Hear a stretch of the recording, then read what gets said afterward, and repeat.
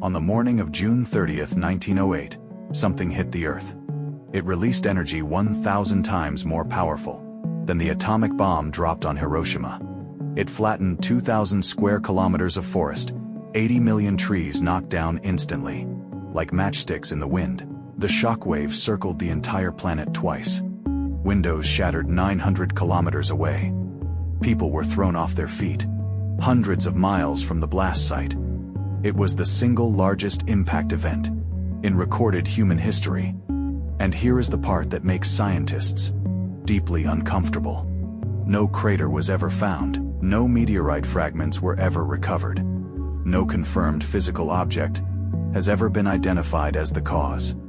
Something exploded above Siberia with the force of 1,000 nuclear weapons. And 116 years later, nobody can tell you with certainty what it was. Before we get into this, if you are new here, please hit subscribe so you don't miss what's coming next. It was 7:17 in the morning, June 30th, 1908, a remote region of Siberia called Tunguska, so isolated that the nearest town was over 60 kilometers away.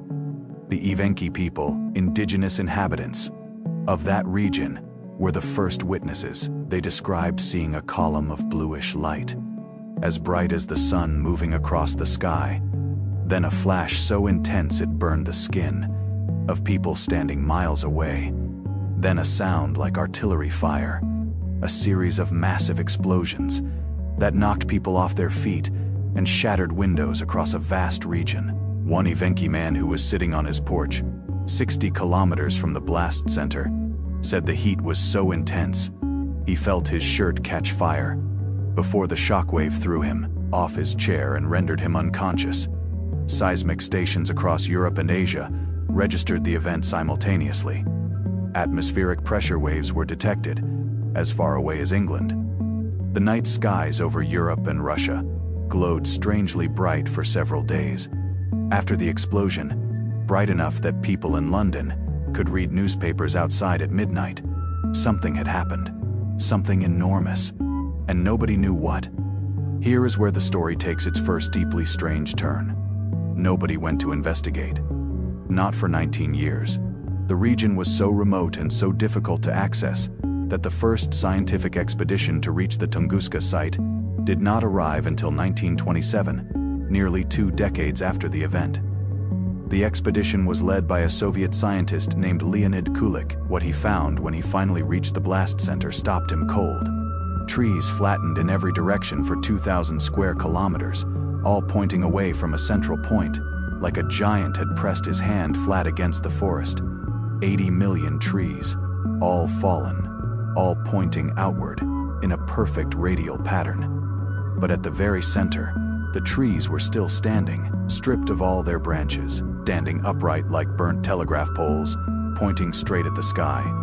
This told Kulik something critical. Whatever had exploded above the ground, not on it. An airburst, not an impact, which is why there was no crater, which is why there were no fragments. Whatever it was, it had detonated in the air and vaporized completely. Kulik spent years searching for fragments. He found nothing. He returned multiple times. Still nothing. The Soviet government eventually restricted access to the site. Kulik's full research was never published during his lifetime. He died in a German prison camp in 1942. His files were classified. The Tunguska event has generated more scientific debate than almost any other natural event in modern history.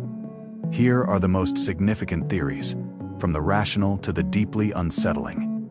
Theory 1, a comet. The most widely held scientific theory for most of the 20th century. A comet, made largely of ice and dust, entered Earth's atmosphere and exploded before reaching the ground. Because comets are mostly ice, complete vaporization would explain why no fragments were ever found. The problem: no cometary debris has ever been confirmed at the site, and the trajectory calculations do not perfectly match a standard cometary approach path. Theory 2, an asteroid. The current mainstream scientific consensus leans toward a small asteroid, approximately 50 to 80 meters in diameter, that entered the atmosphere and exploded from the pressure and heat before reaching the surface. In 2013, a team of scientists analyzed microscopic particles found in a nearby lake called Lake Checo and found material consistent with an extraterrestrial object. But other scientists dispute whether Lake Checo was even formed by the Tunguska event at all. The debate continues. Theory 3. Nikola Tesla. In 1908, Nikola Tesla was operating his Wardenclyffe Tower, a massive electrical transmission tower on Long Island, New York. Tesla had publicly claimed he was working on a system to transmit energy wirelessly across vast distances. He had also spoken privately about a directed energy weapon, a system capable of sending a concentrated beam of electrical energy to any point on the globe. The Tunguska explosion occurred on June 30, 1908. Shortly after, Tesla shut down the Wardenclyffe Tower permanently. He never publicly explained why. Some researchers have noted that the timing and energy signature of the Tunguska explosion is consistent with what a Wardenclyffe-style directed energy discharge might theoretically produce. Tesla himself, according to accounts from people who knew him, became deeply disturbed in the weeks following the Tunguska event and refused to discuss it. There is no direct evidence connecting Tesla to Tunguska, but the Wardenclyffe Tower was shut down immediately after, and Tesla never explained why. Theory 4. Antimatter. Some physicists have proposed that Tunguska was caused by a small chunk of antimatter entering the atmosphere. When antimatter contacts matter, it annihilates completely, releasing enormous energy and leaving absolutely no physical trace. This would explain the complete absence of any recoverable material. Mainstream physics considers this unlikely, but it has never been definitively ruled out. Theory 5. A UFO. This is the theory that refuses to go away entirely. In 1908, no nuclear weapon existed. No natural explosion produces this specific combination of effects: airburst detonation, complete vaporization, radial treefall pattern, atmospheric pressure waves circling the globe, and zero recoverable material. Multiple witnesses described a controlled change in direction of the object before it exploded, something a meteor or comet does not do. The Soviet government's decision to restrict access to the site and classify Kulik's research has never been satisfactorily explained. Some researchers believe the Soviets found something at Tunguska that they did not want the world to see, and that whatever they found is still classified today. Here is what science has confirmed beyond any reasonable doubt. Something exploded over Tunguska, Siberia on June 30th, 1908. It released energy equivalent to between 10 and 15 megatons of TNT, approximately 1,000 times the power of the Hiroshima atomic bomb. It flattened 2,000 square kilometers of forest. It produced atmospheric pressure waves that circled the Earth twice. It left no crater. It left no confirmed fragments. It left no identified physical cause. Every explanation that has been proposed has significant problems.